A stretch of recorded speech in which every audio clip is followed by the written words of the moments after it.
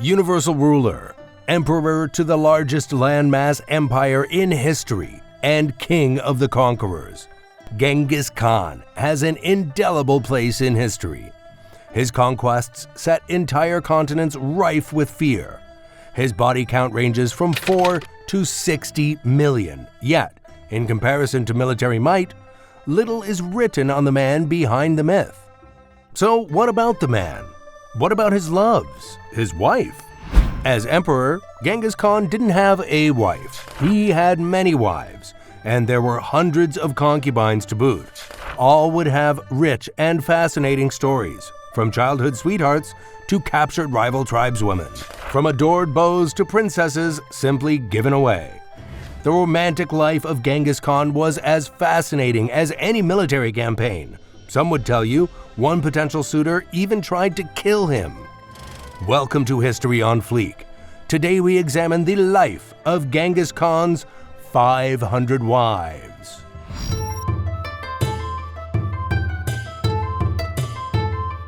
In the nomadic, tribe-based existence of the Mongols, the role of women was all-important and inherently vital. There were freedoms and expression available in this society that few others afforded. The customs of riding on horseback and hunting with a bow were a universal rite of passage taken up by women, men, and children. Though a nomadic society seemingly in permanent movement, setting up and packing up camp was of equal import. In Mongol society, women were indispensable camp masters. Constructing the family's yurt and assuring all belongings were readily available or safely stored on carts was just the beginning. When it came time for the tribe to move again, it would be the matriarch driving the horse and cart holding all the goods till the next camp. While men hunted, Mongol women would tend to the animals, make cheese and butter alongside preparing and cooking food. Without a doubt, the hardest labor Mongol women were subjected to would be the milking of cows, sheep, and goats. An exhaustive process of hours, they would churn milk into leather pouches using wooden paddles. So yes, women in Mongol society were the workhorses, as they have been positioned in many a society since. This being said, they did get their due and appreciation in this society, unlike others. Drinking to excess at one's pleasure was a social norm, and women were welcome and expected to join. When it came to a social milestone or occasion, say a new tribal chief being elected, the grand and celebratory feasts were all-inclusive, and the all-important camp masters were expected and desired to attend.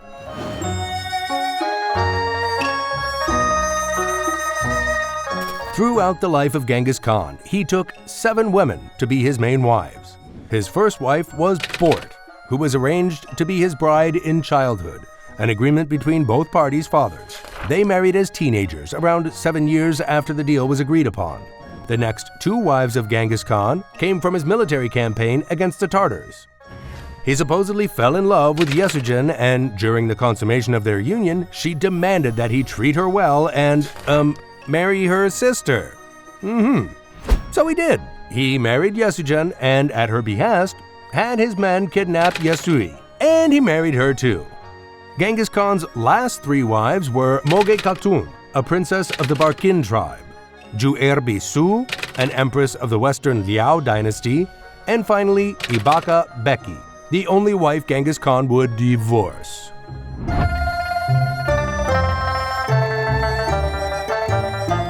The most senior of Genghis Khan's wives was his first love, Bort. When he became Genghis Khan, she was crowned the Grand Empress. The childhood bride and teenage beau of Genghis was a hugely influential figure in his life. It is written that Genghis's rescue of her from rival tribes was the genesis of his coming emperorship. Bort bore Genghis 5 daughters and 4 sons, all of whom went on to expand the Mongol Empire. Described and frequently portrayed in art as a beauty dressed in white silk and riding a white steed, Bort is consistently noted as confident without peers to the emperor.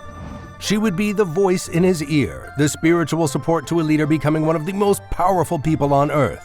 A legend goes that the emperor and grand empress may once have been in throes of passion in their tent when Genghis was summoned to help with invaders from the Chonkotan tribe. The empress is said to have sat up in bed, covered herself, then given a thoughtful summary on the grim nature of the Chonqotans. Genghis Khan is said to have taken the soliloquy on board and left to help his loyal defenders. See, that's how it's done. Boss lady if there ever was one.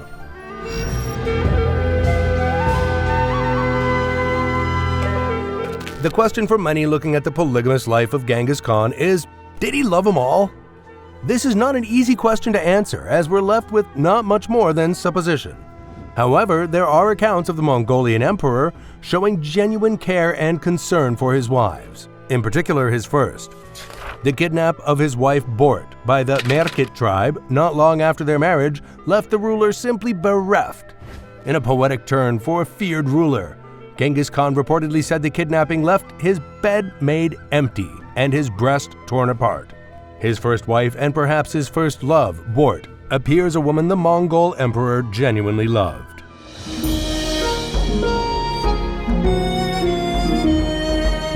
The powerful in Mongolian society were most certainly not monogamous, and their ruler and emperor was no different. In a nomadic and tribe-based society, the option of marrying outside one's clan to weaken another's, yet strengthen one's own, was desirable. Yet this was tribal and nomadic-based living.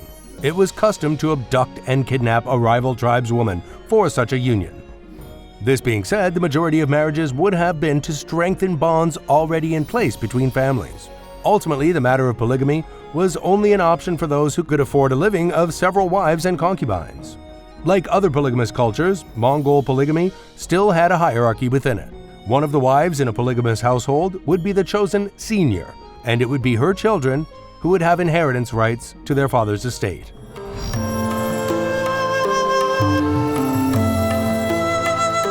A standout story in the polygamy of Genghis Khan was his marriage to Ibaka Beki. Her marriage to the Mongol Empire was assured by her father's allegiance to Genghis to overcome the Naiman tribe. Her sisters would also join the families, with both marrying Genghis Khan's son, Jochi and Tolui. Fascinatingly though, for a man who took 6 wives previous to Ibaka, this marriage would take an abrupt and unannounced end after just 2 years. In a peculiar turn of events, Ibaka was given away to General Jurchedi and would remarry. Yet Genghis still wished her to keep her title and asked for an item from her dowry to remember her by. A reluctant letting go, a sudden yet warm separation. So what exactly happened? There are differing theories as to why exactly Ibaka was given away. Firstly, they had 2 years of marriage yet bore no children. It should be said exactly how much of a factor this was is hard to discern. Genghis Khan had many children at this point, many grown to adulthood. It's unlikely the emperor took issue with a lack of issue. A viable theory behind the separation belongs to the secret history of the Mongols. The book details that the emperor gave away his wife to General Jurchedi as a reward for his fearsome combat feats, killing noted tribal rivals Nilga Sengum and Jaka Gambu in 1203. The other main theory behind the sudden split belongs to the 14th century Mongol tome, the Jami al-Tawarik. The 400-page work attributes the abrupt split to a nightmare of Genghis Khan. He's said to have been convinced God had ordered him to give her away, and the general guarding his tent that very night was Jurchedi. So what do you think? The orders of the Lord or military tribute? Who knows, maybe Genghis got cold feet.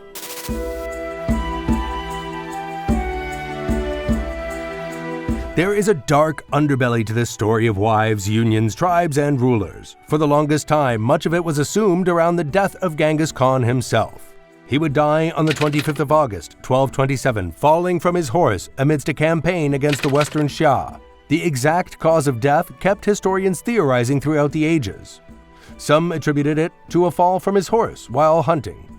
Others put it to an arrow wound suffered in combat. And there was also another theory. Legend had it that Genghis Khan, a man with many wives, may have been killed by a Western Shah princess. The story has it that Genghis sought to capture the princess and take her as war booty. Maybe a war trophy would be more suitable. Maybe not, actually. Maybe they're both just pretty bad and we'll just stop there. Either way, the princess was not one for the kidnap, evidently. Legend has it the Mongol emperor may have tried to force the will of the princess, and she may have had a dagger hidden on her person. Legend would have you believe the Western Shah princess may just have castrated the Mongol emperor to defend herself. This version of matters was created centuries after the event, and time has drawn light on what was more likely than not. Studies in 2021 found that clinical knowledge now points towards bubonic plague being the most probable cause of the emperor's death. This correlates with the strains of the plague found in the region at the time. Ah, relief. Sometimes it isn't the patriarchy, it's just the plague. This is History on Fleek, and we'll see you next time.